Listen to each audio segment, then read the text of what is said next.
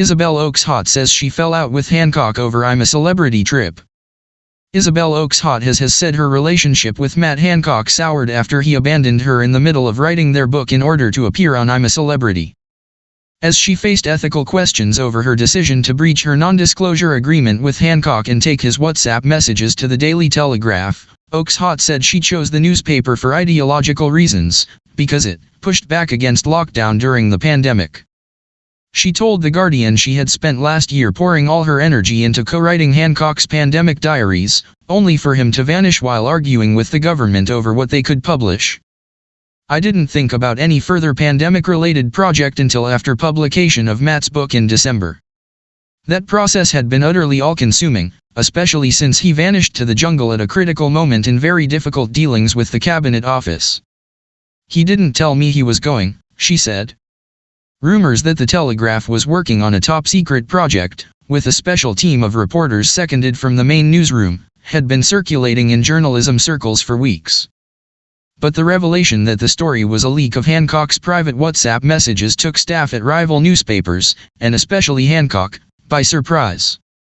This was felt especially keenly at Rupert Murdoch's News UK, where Oakeshott enjoys a generous salary to be international editor and appear as a regular pundit on its Talk TV channel.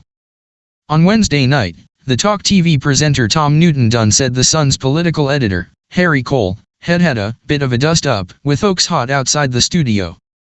Cole said, "I just think it's a dubious choice of newspaper, a rival news organization getting all the glory."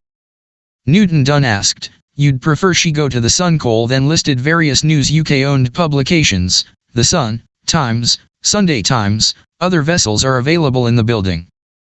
For her part, Oakeshott has made clear she is employed on a freelance basis by News UK's television channel and is free to work for other newspapers.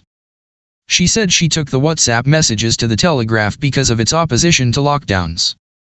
The story simply did not fit with the editorial stance of any News UK paper. None of these brilliant titles pushed back against lockdown during the pandemic. Exactly when Oakeshott passed the messages to the Telegraph is less clear, although the prominent lockdown skeptic says she did not decide to ghostwrite a book by the pro-lockdown Hancock with the intention of leaking his private messages. In December, the pair launched their book at the Science Museum, posing together for the press. Weeks later, a team at the Telegraph were starting to scour the WhatsApp archive for embarrassing revelations.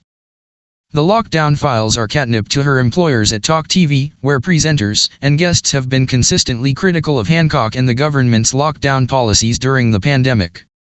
As a result, Talk TV has featured Oakeshott heavily for the last 24 hours, including in appearances on the primetime Piers Morgan Show, The Breakfast Show with Julia Hartley-Brewer, and on Mike Graham's mid-morning slot.